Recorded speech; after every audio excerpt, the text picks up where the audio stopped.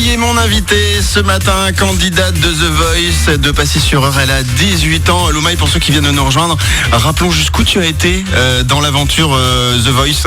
Alors j'étais jusqu'aux épreuves ultimes. Alors moi je suis pas un grand connaisseur de l'émission, mais en gros les épreuves ultimes c'est que t'es quasiment arrivé à la fin, c'est ça? Les épreuves ultimes, c'est en gros la porte sur les directs. Donc c'est à peu près le milieu de l'émission, quoi. Alors ça veut dire que tu es quand même allé très loin dans l'aventure.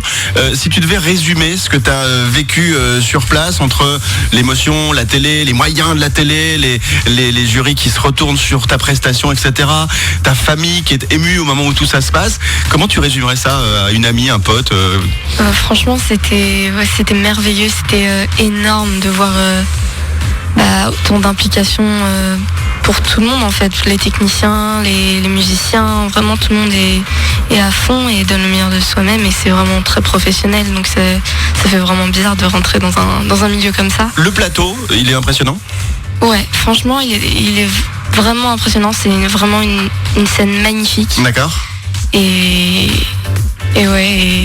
enfin c'est vraiment trop beau, quoi. Alors je me suis toujours posé des questions, quand on est comme ça candidate, qu'on va rentrer sur scène, on sait qu'on va être jugé notamment pour les épreuves à l'aveugle, comment tu gères le stress à ce moment-là? Je sais pas trop en fait. T'as couru, voilà, je me suis toujours demandé comment, parce que les prestations souvent sont très très bonnes, et je me dis mais ils arrivent à mettre de côté le stress avec toute cette ambiance du plateau. On est un peu préparé déjà, donc on nous donne des conseils, des sortes d'exercices de respiration, des trucs comme ça pour se calmer, se canaliser et tout. Après, il y en a qui le font, il y en a qui le font pas. Enfin, chacun sa méthode, quoi. Et... Toi, tu fais quoi? Tu souffles? Ouais, moi je souffle. Tu bois des verres d'eau? Je remets un peu mes mains dans tous les sens. Ouais. Alors, on va revenir sur ta carrière dans un instant. Je veux écouter avec vous toutes, vous tous, quelques extraits de Loumaï, notamment celui-ci. Là, c'est une reprise de Sia.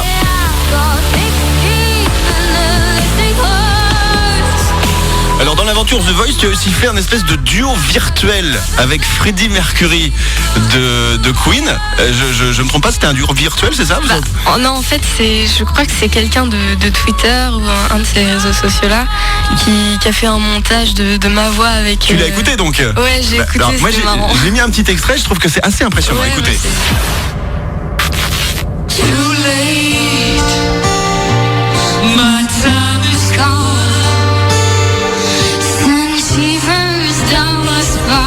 Donc c'est un peu un fan de toi qui a fait ce montage-là? Je crois, ouais. Mais c'est vachement bien parce que franchement c'est impressionnant. Je croyais que c'était vraiment un duo virtuel parce que souvent les télés le font de plus en plus, comme ça les chanteurs qui sont partis et un duo virtuel avec quelqu'un sur scène. Et puis dernier extrait, là c'est quelque chose qui m'a beaucoup plus touché, c'est Mistral gagnant de Renaud. Ouais. À marcher sous la pluie, 5 minutes avec toi et regarder la vie tant qu'il y en a. Tu chantes depuis quel âge, Loumaï?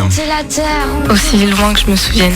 À 6 mois, t'étais déjà en train de faire un rôle en chantant? Je pense. Je sais pas. Donc, qu'est-ce que tu as fait avant de faire The Voice? Est-ce que tu as fait des radios crochets, des scènes ouvertes en Normandie? Est-ce que tu as un petit peu exploité ton talent de chanteuse en Normandie? J'ai participé à pas mal de concours, pas forcément en Normandie, mais un petit peu dans toute la France, rapidement. Et c'est ça qui m'a donné envie de continuer et de me mettre à The Voice, quoi. Alors The Voice, c'était la première participation?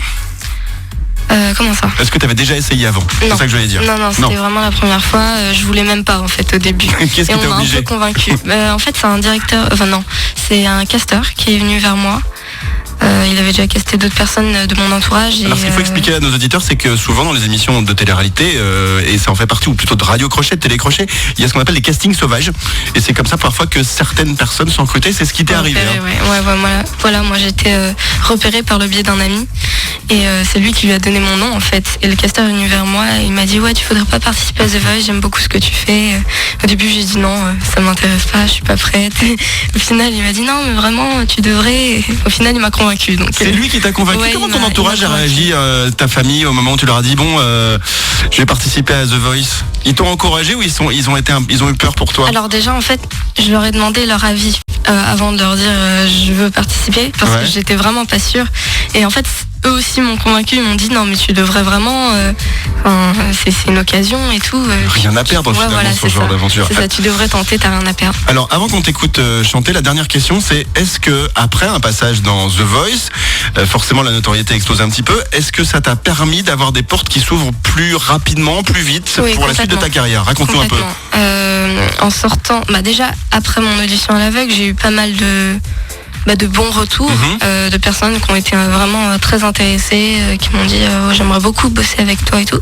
Mais après les battles de plus en plus aussi, des choses vraiment concrètes. T'as des propositions concrètes de projets quoi. Ouais, des belles propositions. Bon. Et depuis que je suis sortie, alors là, ça explose tous les jours. Écoute, nous on te souhaite en tout cas vraiment que ça explose à tout niveau pour toi, parce que voilà, t'es notre petite Normande de Passy-sur-Eure, donc nous c'est vrai que par rapport à notre radio, on suit tous les talents normands. On va donc écouter un morceau que c'est Bohemian Rhapsody de Queen, tu vas chanter par-dessus.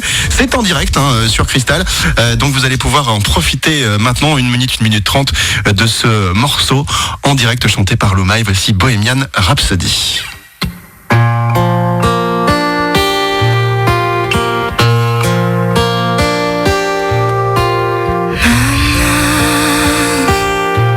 Just kill the man, put a gun against his head, put my trigger, now he's dead.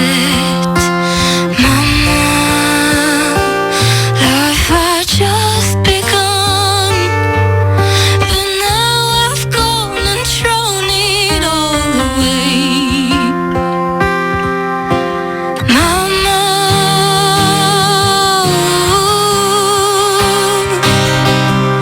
didn't mean to make you cry. If I'm not back again this time tomorrow, carry on, as nothing really matters.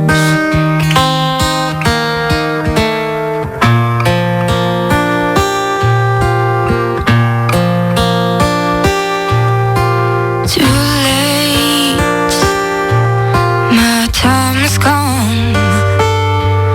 Send shivers down my spine, body's aching all the time. Oh, goodbye, everybody, I've got to go. Gotta leave all behind and face the truth. Mama,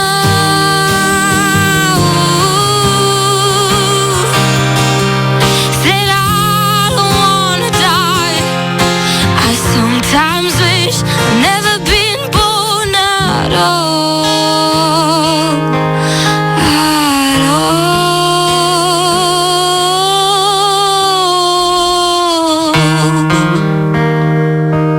Et il y a des caméras qui sont dans le studio, je pense que s'ils arrivent à faire un gros plan sur mon bras, j'ai les poils qui se sont totalement hérissés pendant ton morceau. Vraiment bravo Louma, en direct pour Bohemian Rhapsody. Je pense que j'étais pas le seul, parce que franchement avec le son qu'on a en radio, un vrai bonheur. Louma, 8h16, un grand merci d'avoir été avec nous ce matin. On te souhaite vraiment plein de bonnes choses.